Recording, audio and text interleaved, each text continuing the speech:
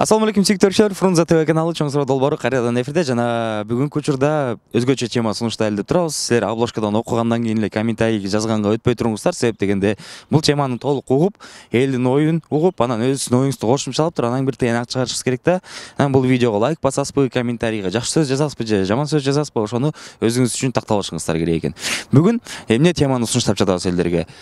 2 миллионго жакын мекендешибиз чет жактарда мигрант болуп иштеп жатканына мамлекет күнөөлүү же эл өзү күнөөлүү деген тема. Азыр барыңыздарда эле бир ой пайда болсо керек, албетте мамлекет күнөөлүү да, кантип эл күнөөлүү болмок деп. Бирок көпчүлүк учурда биз ушул теманы тереңирээк казбайт экенбиз, тереңирээк изилдеп көрбөй туруп эле бардык көйгөйүбүздө, бардык бир ишибиз жүрүшпөгөн жерлердин баарында эле мамлекетти күнөөлөгөн адамдарыбыз жок эмес, бар, түшүнүктүү түрдө. Анан өзүнүн күнөөсүн сезген, өзүнүн каталарын билген адамдар дагы жок эмес. Ал дагы кубандат албетте. Ошон үчүн бүгүн улуу муун менен орто муундан эле сурайбыз, ким күнөөлүү көбүнчө учурда? Мамлекет же жаш мекендештер сөздөрүбү? Жана кызыктуу жоопторду ала алабыз го дейм. Анан өзүмдүн да бул тема боюнча кенен айтып бере турган бир чакан оюм бар. Ошол оюмду берүүнүн аягында жаңыртмакчымын. Колдон келсе чыдап аягына чейин көрүп койсоңуздар, терең ыраазычылыгыбызды билдирмекчибиз.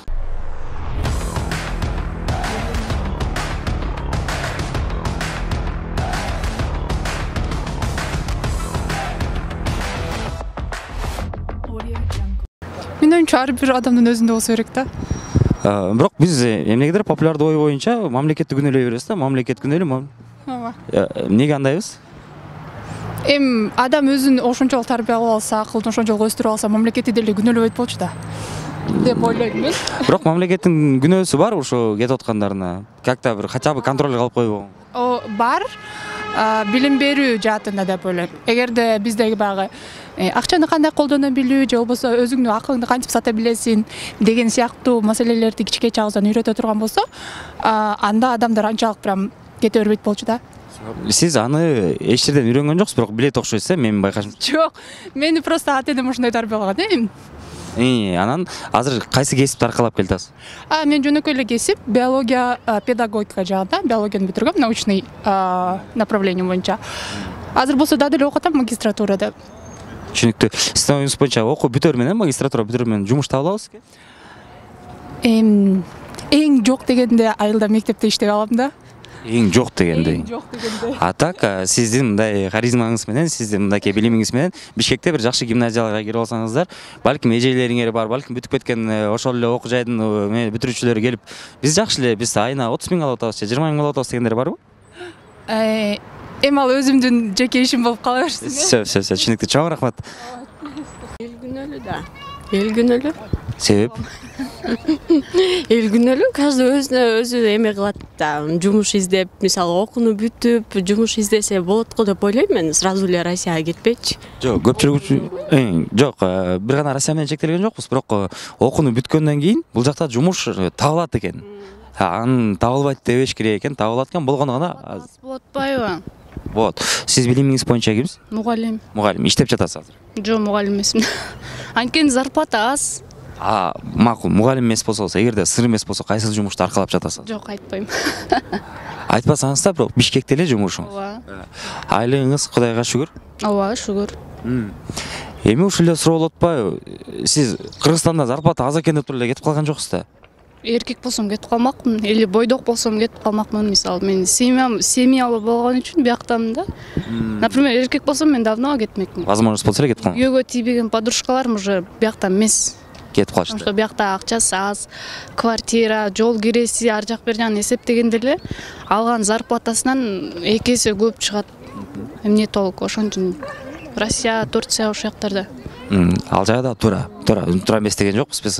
Бул жакта мамлекет күнөөлүү же эл күнөөлүү эмес, эч кимдин күнөөсү жок го дейм.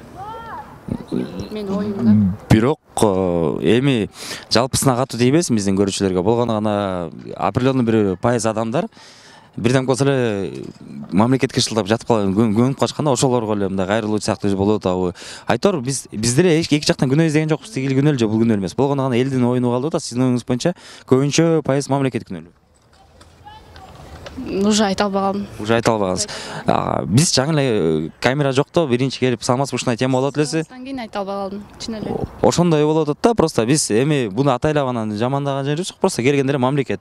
Анан кичине дискуссия кыла келгенде уже Эме да күнөөлүүнү жакшы издейбиз го. бул чоң кыз болсо сразу эл деди, эл эмне үчүн күнөөлүү деген толук оюңузду уккубуз келип атат. Айта албайм, бирок эл күнөөлүүгө деп эле ойлойм мен. Себеби? Аракет кылбайт. Ооба. Сиз деле бул жакта иштейсиз. Жумушту өзүңүз эле таптыңыз. Ооба. Эч ким колуңуздан жылтеп барып мөргө отур иштейсиң деген жок. Жок. Издедиңиз, тырыштыңыз, карадыңыз. Окууну бүтүп эле ошо издеп, аракет кылып буюрса болду да. Өзүм спецмен эле. Тем более. Анда сиздерге чоң рахмат.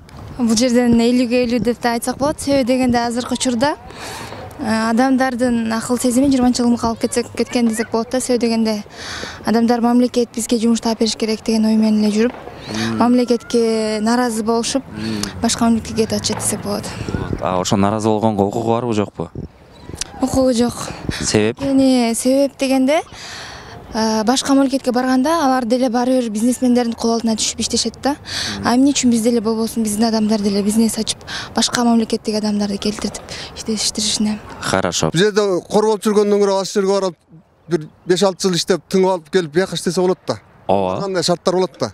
Ооба, мен просто Кээбирлер калып калып атышат эми, алар бүчүмүз жооп бере албайбыз да туурабы? просто мен айтайын дегеним, жумуш менен камсыз кылып бере албайт дегенде, эгерде бир кесиптин ээси болсоң, ошо кесиптен жумуш чыкпай атса, условно говоря, мугалимге жумуш чыкпай атат. Анда башка жакка барып бир мугалимдик кесипти аркалаш керек да. Если ал болуп атса, айла жок башка жумушту аркалашка туура келет да, сөзсүз түрдөчү. Бирок бизде именно ошо мамлекетке тиешелүү структураларда укук коргоо, медицина, билим берүү жана башка жумуштарда все-таки 70-80% бүтүрүүчүлөрдү жумуш менен камсыз кылганга кудурет күчү жетет экен.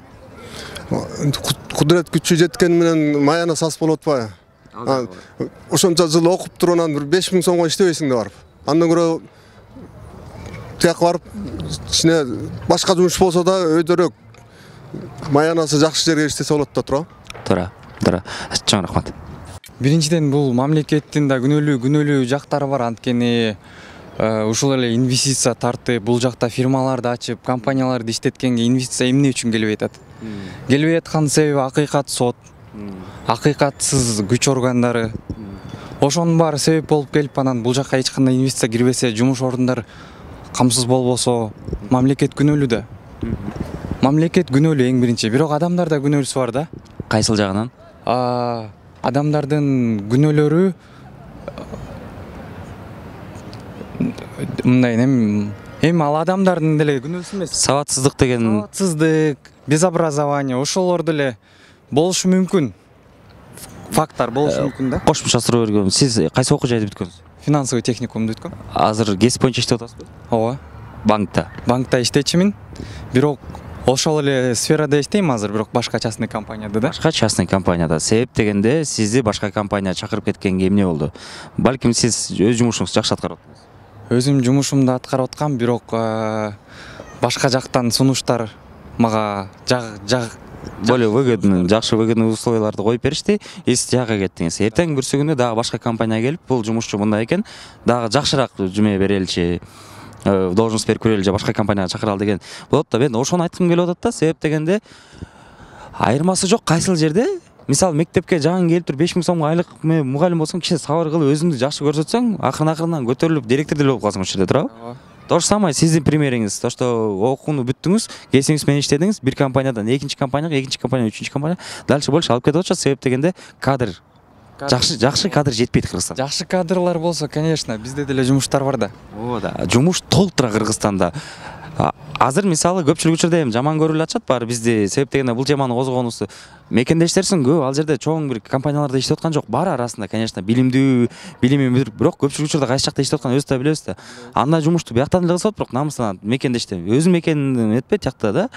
Анан ошол эле нерсени айтып жатканыбыз, балким ошо билимге басым жасаса, өзүнүн мисалы тандаган кесибин жакшы тандап туруп, ошону прям 100%га ишке ашыра турган болсо, то биякта деле кенен табылат да. Ооба, бирок биздин деле мамлекет ошол учурда эле жумуш орундарын түзүп бергенде түзүп бергенге да шарт түзүш керек да ошого дагы.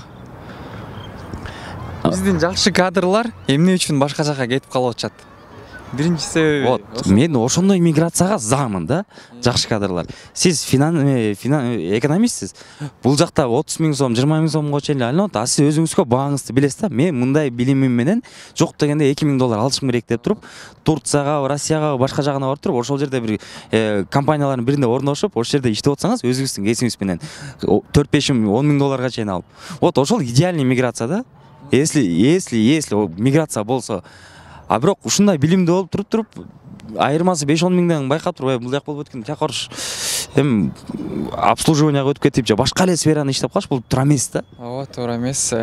Кыргыздар мигрант болуп жүргөн кыргыздар Россияда, вот ЕСтин башка өлкөлөрүндө жүргөн мигранттар эмне менен занимается, мы же знаем все.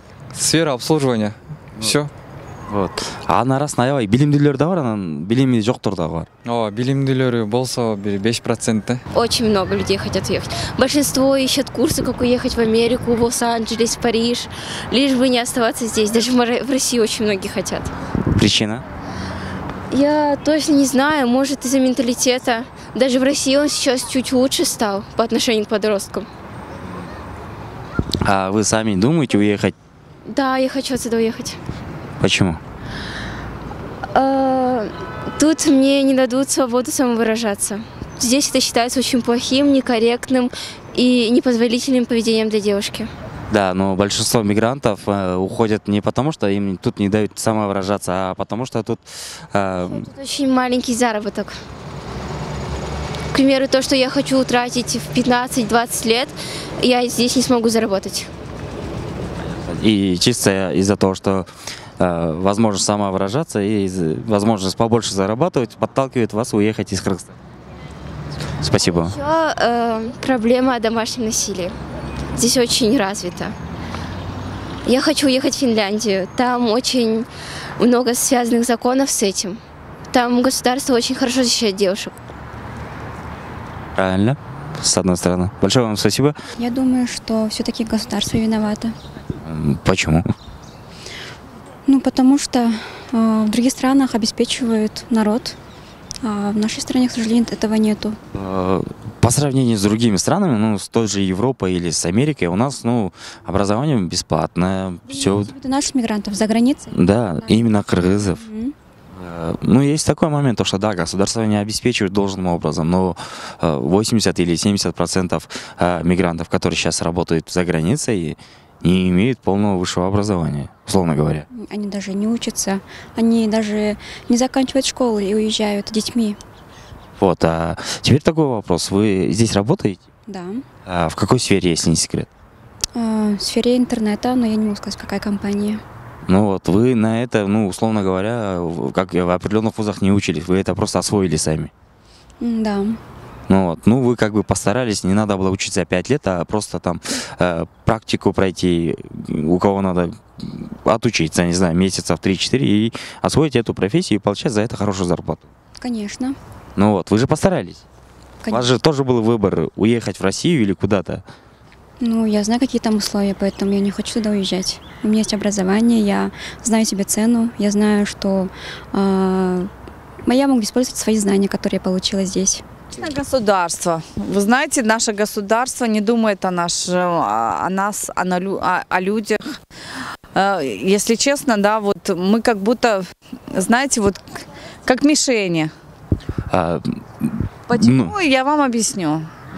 Государство думает только, вот, допустим, о власти, о кресле, о деньгах, как бы побольше срубить, как говорится, да, но не больше. Такой вопрос, у вас есть дети? Конечно. А где они учатся? Моя дочка закончила здесь. А работает сейчас? Сейчас работает. Ну, где? Как говорится, негде. Она как бы, ну, где-то шьет, там, ну, частный предприниматель, как говорится. Да. Ну вот, я об этом хотел тему затронуть, потому что многие у нас, кого не спросить, все говорят, что государство виновато. С этим мы согласны на 70%. А на 30% все-таки есть такой вариант, то, что многие молодые люди после школы сразу уезжают в Россию. Куда им деваться? Скажите. А у нас есть перспективы? У нас есть завод. Ну, допустим, хорошо. Заводы были. Люди были при делах, при работе. Но сейчас этого нету. Почему уезжают люди? Почему? Вот сам вопрос.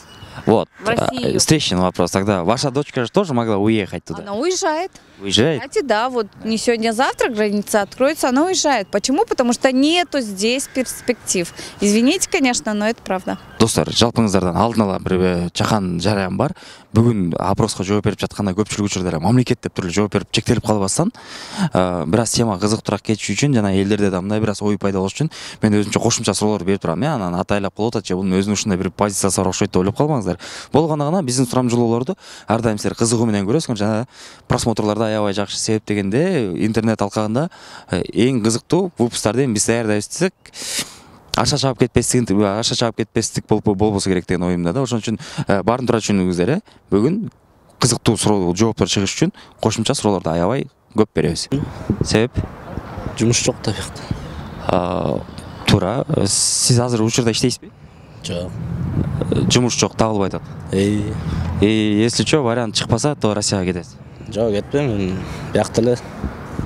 Биякта эми аракет кылып. Вот, ошол сыяктуу да. Сиз мисалы туура бир ойду айтып атасыз да. Азыр чыгып атса, 1 айдан кийин же 2 айдан жок дегенде жарым жылдан кийин бир жумуш чыгат. Чыгат го буюрсам. Кесибиңизге жараша же болбосо шыгыңызга жараша. Вот. Анан көпчүлүк учурда тилекке каршы өкүнүчтүүсү ошо биздикилер так, могул жерде жумуш барбы? Жок экен, бул жерде жок экен, бул жерде жок экен. Россияга кете берейинчи деп кетип калгандар болуп атат да.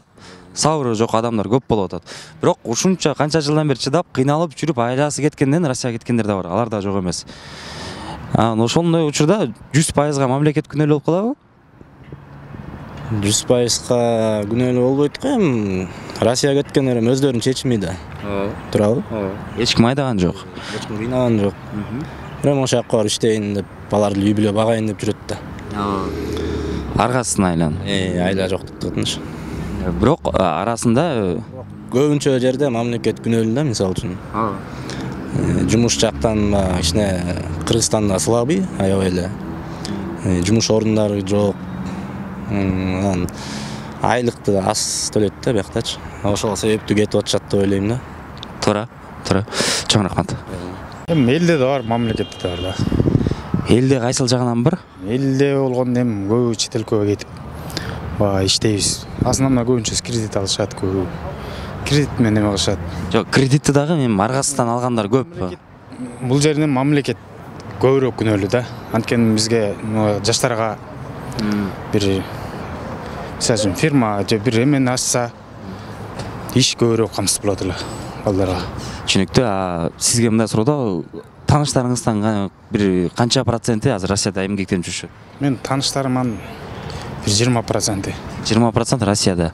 Ошонун арасынан аябай билимдүү, бирок өзүнүн кесиби менен жумуш вообще таппай койгон адамдар болдубу? Болгон. Ал эми арасында эчтекеге эле окубай, көп эле чыгып өтпөй, туруп эле Россияга кетип калган, вроде Бишкекте эле жүргөн, анан карасаң Россияда жүрөт деген сыяктуулар барбы? Бар, арасында. Ошол сыяктуу болуп атат да. Себеп дегенде көпчүлүк учурда мамлекет да ушундай жакшы кадрларды баалабай коет атат. Көпчүлүк учурда жөн эле мындай потолок тиктеп жатып туруп эле анан кийин Россияга кетип калгандар да болуп атат да. Алар да бар. Сиз өзүңүз эмне жумушта иштейсиз? Өзүм азыр пока бош. Пока бош. Буга чейин кайсы жакта иштечүсүз? Буга чейин көп эле жерде иштегенмин. Дагы бир ай ичи дагы бир жерден жумуш орун табасыз. Уже мисалы практика жүзүндө канча бир жумуш алмаштырып көрдүңүз да? Эми бир эле жумуш менен алек болдук көбүнчөсү. Билим боюнчабы? Жок, мебель боюнча. Мебель боюнча. Ошол эле условно мебелди сизди мисалы келип мамлекет үйрөтүп, анан мамлекеттик фирмага чакырган жок да. Аны сиз өзүңүз бирөөгө барып үйрөнүп, шыктанып, мындай доске мону үйрөтүп койчу же байке мону көрүп алсам болобу, кантип курулат, кантип кесилет деп туруп үйрөндүңүз. Ошону өзүңүз үчүн керектигиңиз үчүн үйрөнүп алып туруп азыр ошо менен жумуш кылып атасыз. Вот ошол сыяктуу дейм да, биякта деле ошол сыяктуу варианттар толтура да. Мебель жасап, тиги бул условно говоря даже таксиде күнүнө азыр 1000 сом, 2000 сомдон табат атат, бир айга көбөйткөндө 30-40 миң сом. Адам өзүнөн болот да. Иштейин деген адам иштейт. Табат. Мамлекетине кызмат кылат, өнүктүрөт, бизнесин ачат дегенде. Иштебеген киши үйүндө жалкалап жата берет да. Күнөөлүүлөрдү издеп калат. Рахмат. Мынакей достор, өзүңүздөр уккандай эле 50% мамлекет күнөөлүү десе 50% элдер күнөөлүү дегендер да болду. Албетте эч кимге жаман сүйлөбөңүздөр, себеп дегенде азыр түшүндүрүп берели эмне үчүн экенин. Буга чейин бул теманы көп эле жолу козгойлу деп жүрдүк, бирок кереги жокко элди зачем негатив кылып анан тигип деп коркуп жүрө берген экенбиз. Бул нерсе көрсө мен мындай ойлонбойм деп жүрчүмүн, бирок мен дагы элдин ою менен жашап калыпмын көрсө. Ошол эле сыяктуу биздин жалпы Кыргызстаныбыз ушундай бирөө эмне дейт, бирөө эмне деп ийет болду экен, азыр мага мынтип сөз угуп каламы же жаман болуп каламы деп. Бул проект жаңы башталганда көпчүлүгү камерадан каччу эмес. Азыр бизди көчөдөн көргөндө аралап кача турган болуп калган, себеп дегенде камера алдында дагы бирдемке деп алып балесине каламы деген ой бар да. Өзүнүн оюн толук түшүндүрө албайт. Бүгүнкү учурда мо тема менен эмнени айткыбыз келип атат. Албетте мигранттардын Россияда же башка өлкөлөрдө кыйналып жүргөнүн билип угуп, анан биздин да боорубуз аябай ооруйт, же болбосо кээде мындай ушунчалык колдоо көрсөткүн келип кетет. Бирок ошол эле учурда көп деген биздин ал жакта байке эжекелерибиз 2000-жылдардын башынан бери эле кетип баштаган, 90-жылдан баштап 2010-жылдарга чейин кетип аткан кыргыздарды толугу менен түшүнсө болот, себеп дегенде Кыргызстанда экономика андай абалда эмес болчу. Азыр эле жыргатпайт, бирок азыр интернеттин жардамы бар, анан кийин эң башкысы ушунча жаңы кесиптер өлө көп чыгып кетти. Ошолорду үйрөнүп, аркалап, анан буякта эле иштей берсе болот деген дагы оюм бар. Ал кимге кайрылып атам? Албетте жаштарга. Ошон үчүн бүгүнкү темада мен бул жакта азыр көп адамдарды мындай оюн бурганга же болбосо кошумча суроолорду бергенге аракет кылып атканын себеби 70% адамдарга сөз жок, бирок 30% ошол азыркы учурда Кыргызстанга бир аз керек болуп аткан жаштар Россияда 11-классты бүтүп эле дальше окуганга аракет кылбай коюп, же болбосо бир жумуш издеп көргөнгө аракет кылбай коюп эле кетип калып, анан мамлекет мындай болгон үчүн биз биякта жүрөбүз да деген ойду билдирип аткан болсоңуздар, анда ишенип кала, андай эмес. Күнөө түздөн түз өзүңөрдө. Мен бул жакта Бишкекте туруп кыйын киши болуп аткан жокмун. Просто менин жашоомдо да толтура учурлар болгон, сынып калганга же ушул жерден баарын тыштап коюп болду кылалычы дегенге. Бирок ар дайым сабырдын арты менен, тырышчаактыктын арты менен кете бергенбиз. Силер тааныган жылдыздар, силер тааныган байлар бар убагында эч текеси жок ушундай бир сыздап отурган адамдар.